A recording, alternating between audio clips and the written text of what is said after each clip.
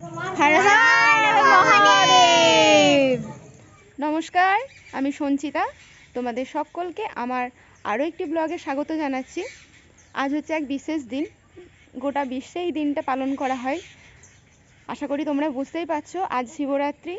আর অনেকের মতোই আমরাও শিবরাত্রি বার করেছি।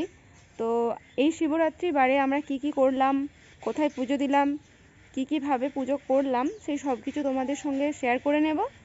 আজকের ব্লগটা মূলত এই শিবরাত্রি নিয়েই। আশা করব তোমাদের ভালো লাগবে। যদি ভালো লেগে থাকে তাহলে অবশ্যই একটা লাইক করে দিও, আর চ্যানেলে নতুন বন্ধু হয়ে থাকলে চ্যানেলটিকে সাবস্ক্রাইব করে আমার পাশে থাকার অনুরোধ রইল। আজ এখান থেকে আমরা আমাদের ব্লগটা শুরু করছি। এখন আমরা যাচ্ছি হচ্ছে ফুল তুলতে। মোটামুটি সব ফুলই তোলা হয়ে গেছে, শুধু ধুতরা ফলটা নেওয়া বাকি আছে আর কলকে ফুলটা নেওয়া বাকি আছে। দেখি কলকে ফুলটা পাই কি না। মূলত যাচ্ছি এখন ধুতরা ফলটা আনার জন্যই। যদি কলকে ফুলটা পেয়ে যাই ওখানে, তাহলে নিয়ে চলে আসবো। চলো তাহলে ব্লগটা কন্টিনিউ করতে থাকছি, তোমাদের সঙ্গে শেয়ার করছি। কেমন লাগছে অবশ্যই কিন্তু জানিও। আর আমি আর এটা হচ্ছে আমার কাকুর মেয়ে, দু বোন মিলে এখন যাচ্ছি ফুল তুলতে। চলো তাহলে যাওয়া যাক। দুদিন পরে ভয়েস দেব করে এই ভিডিওটা পোস্ট করতে বেমালুম ভুলে গেছি। যদিও তার পিছনে কারণ ছিল, কারণ এবছর তো শিবরাত্রি পুজোর পরের দিনকেই ছিল মাঠের কালী পুজো। আর তোমরা অনেকেই হয়তো জানো, আমাদের গ্রামে মাঠের কালী পুজো কিন্তু বেশ জাঁকজমক করে হয়। আর আমাদের বাড়ির কাছেই তো বক্স বাজে। 2-3 দিন তো মাইকের চক্করে কান ঝালাপালা। ওই চক্করেই তো শিবরাত্রি আর মাঠের কালী পুজোর ভয়েস দিয়ে ভিডিও আপলোড করতে এতটা দেরি হয়ে যায়। এই যে আমাদের মা মাঠের কালী। এটা হচ্ছে হরনাথ কুসুম কুমারীর মন্দির। আগে তোমাদেরকে একটা ব্লগ শেয়ার করেছিলাম না, সোনামুখীতে ওই হরনাথ কুসুম কুমারীর মন্দির গিয়েছিলাম, তোমাদের বলেছিলাম যে আমাদের ওখানেও আছে। এটা হচ্ছে সেই মন্দিরটা। এখন বন্ধ আছে, দুপুরবেলা আর যাবো না, যদি পরে সন্ধেবেলা আসি তখন তোমাদেরকে আর একবার দেখিয়ে নিয়ে যাব।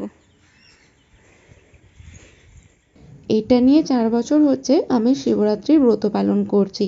সারা দিন নির্জলা উপোস থাকি, তারপরে সন্ধ্যাতে গিয়ে শিবের মাথায় জল ঢালি।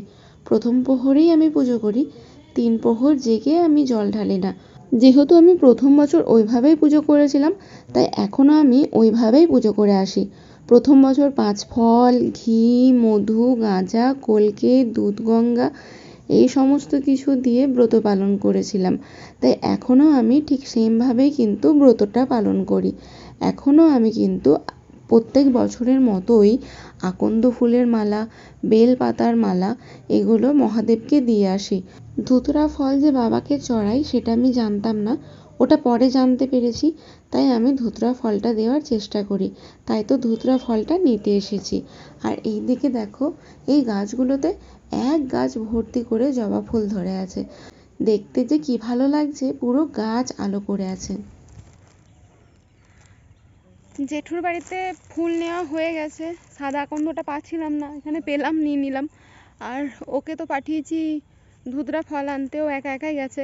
এখানে যখন আমার নেওয়া হয়ে গেছে তাহলে ওর কাছে যাই, নইলে এবার একা একা যদি ভয় পেয়ে যাই। দুপুরবেলা বেরিয়েছি তো।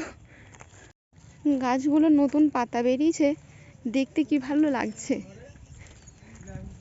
পেয়েছিস কটা? আয় নিয়ে আয়, এনে ভরে দে। এদিকে চলে যাবি? ফুল তোলা হয়ে গেছে, চলো আমরা এখন বাড়ি যাব। ফুল তোলা হয়ে গেছে, চলো। আগের বছর মালা গাঁথতে গিয়ে যা মশার কামড় খেয়েছি, তাই এবছর ঠিক করে নিয়েছি মালাটা সকাল সকাল গেঁথে নেব। তাই ফুলগুলো তুলে নিয়ে সেই দুপুর বসে পড়েছি মালা গাঁথতে। এদিকে আমি মালা গাঁথতে শুরুও করে ফেলেছি। প্রথমে আকন্দ ফুলের মালাটা গেঁথে নিচ্ছি, কারণ ওটাই সবথেকে বেশি কুটকামের কাজ, ওটাই আগে সারছি। আমাদের মালা গাঁথা দেখে পাড়ার ছোট ছোট ভাই বোনেরা এসে হাজির হয়েছে। সবাই একসঙ্গে বসে গোল করে মালা গাঁথা দেখছে। ওদের মধ্যে কি আনন্দ!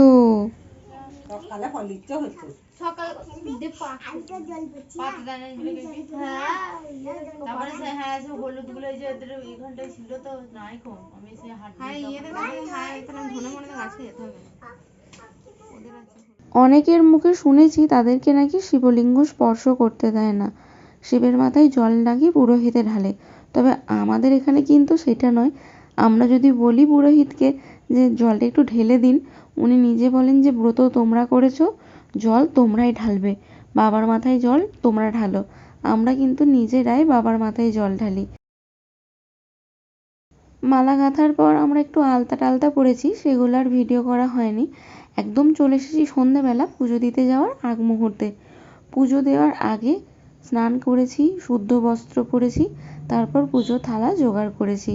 দেখো এখানে নিয়েছি 5 ফল, ঘি, মধু, বেলপাতা, ধুতরা ফুল, ফল, আকন্দ ফুলের মালা, দুব্বো ঘাস, তার সঙ্গে নিয়েছি তোমার হচ্ছে কলকে, গাঁজা, পৈতে আর কিছু ওই ঝুড়ো আর কি আকন্দ ফুল, মোমবাতি, ধূপ আর 2টো ঘট নিয়েছি। বড় ঘরটাতে আছে গঙ্গা জল আর ছোট ঘরটায় আছে দুধ গঙ্গা, সঙ্গে একটু কালো তিলও দিয়েছি। পূজার থালা তো গুছানো হয়ে গেছে, তাহলে চলো এবার শিব মন্দিরে যাই।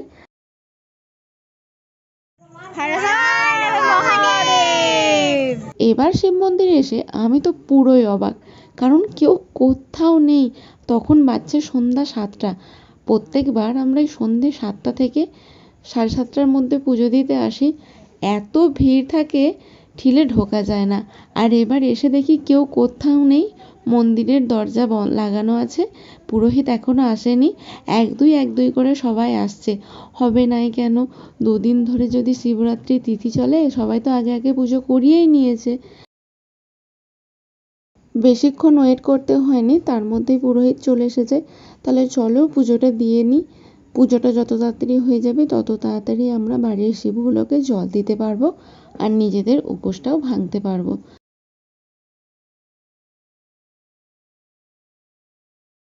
গ্রামে তো একটাই শিব মন্দির, আগের বছর যদিও একটা শিব প্রতিষ্ঠা করেছে, 2টো হয়েছে, তবে এটাই কিন্তু আমাদের আদি শিব মন্দির। আর তোমরা দেখতেই পাচ্ছ আগে কিন্তু পুজো হয়ে গেছে। দুপুরবেলার দিকে যারা স্ত্রী আছে তারা কিন্তু পুজো দিয়ে গেছে, তাই এখনো কিন্তু বাবার মাথায় ফুলের মালা, বেলপাতা সব কিন্তু তোমরা দেখতে পাচ্ছ। তখন থেকে জিজ্ঞাসা করছি কার কার।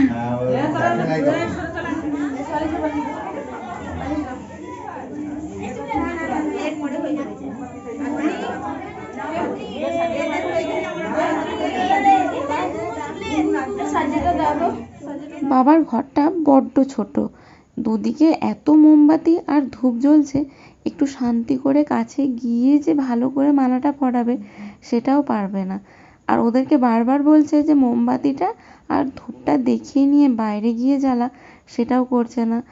ঘরটার মধ্যে যদি আমরা সবাই মিলে মোমবাতি ধরাতাম তাহলে আর কাউকে গিয়ে মাথায় জলও দিতে হতো না, মালাও পরাতে হতো না, মোমবাতিতেই গোটা ঘর ভর্তি হয়ে যেত। বিরক্ত হয়ে আমি চেঁচিয়ে দিয়েছিলাম যে তোমাদেরকে বারবার যে বলা হচ্ছে মোমবাতিগুলো আর ধূপগুলো বাইরে দিতে, কেন দিচ্ছ না? ভিতরে দিলে তো কেউ গিয়ে আর জল ঢালতে পারবে না, এই ছোট্ট কথাটুকু তোমরা বুঝতে পারছো না? ওই চেঁচানোর পরে গিয়ে আবার বাচ্চাগুলো ধূপগুলো বাইরে নিয়ে এসে দেখাচ্ছিল। কি করবে বলো, ভেতরে তো দেওয়া যাবে না, আর দিলে গিয়ে আর জল ঢালতে পারবে না, তাই সবাই বাইরেই দিলাম। বাবার মাথায় জল ঢালা হয়ে গেছে। এবার এখানে তো অনেকগুলো দেবদেবীর মন্দির আছে, রাজমঞ্চ আছে, ভৈরব আছে, মা দুর্গা আছে, ওখানে একটু ধূপ জল দিয়ে এলাম। আর যেহেতু ওখানে পুজোটা তাড়াতাড়ি হয়ে গিয়েছিল, বাড়ি ঠাকুরের মাথায় জল দিয়ে আমি খেতে বসে পড়লাম। এই দিনকে আমি ফল মিষ্টি খেয়ে থাকি, তোমরা কি খেয়ে থাকো অবশ্যই কিন্তু কমেন্ট করে জানাবে। আর হ্যাঁ, আমরা কিন্তু আজকে সারা রাত জাগবো, অনেক এনজয় করব। তোমরা কি সবাই রাত জাগো? যদি জেগে থাকো তাহলে কিন্তু অবশ্যই কমেন্ট করে জানিও। দেখো আমাদের রাত জাগার কিন্তু অনেক অনেক সঙ্গী, আর সবাই কিন্তু শিবরাত্রি করেছে, শুধু ভাই দুটো ছাড়া। আজকের ব্লগটা তাহলে এখানেই শেষ করলাম, দেখা হবে পরবর্তী কোনো ভিডিওতে। ততক্ষণ ভালো থেকো, সুস্থ থেকো, আর আমার ভিডিওটি ভালো লেগে থাকলে অবশ্যই একটি লাইক করে দিও। টাটা।